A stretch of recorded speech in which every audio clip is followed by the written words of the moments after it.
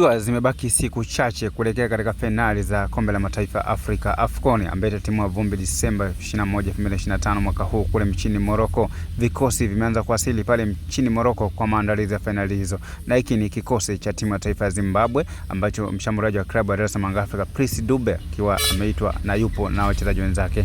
Na kikosi cha timu ya taifa ya Senegal nacho kimewasili pale mchini Morocco kwa maandalizi ya finali hizo. Na kila kikosi kikiwa na ubunifu na tamaduni zao ambao wamejiwekea hususan katika swala la mavazi.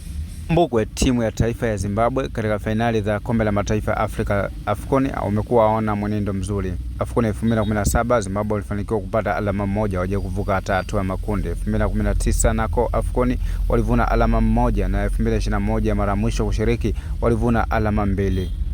Ni kikosi cha timu ya taifa ya Senegal kikiwasili nchini Morocco kwa maandalizi za finali za kombe la mataifa ya Afrika AFCON, na huyo ni nyota wa klabu ya Chelsea, sasa hivi anatumikia klabu ya Bayern Munich kwa mkopo, Nicolas Jackson. Alipoulizwa nani unamwona mchezaji bora wa muda wote barani Afrika, akasema Sadio Mane.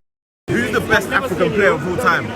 Best African player of all time? Mane, bro. Sadio Mane. Finali za AFCON 2021 kikosi cha timu ya taifa ya Senegal kilibuka mabingwa dhidi ya Egypt katika dimba la Stade Olembe Yaounde nchini Kameruni.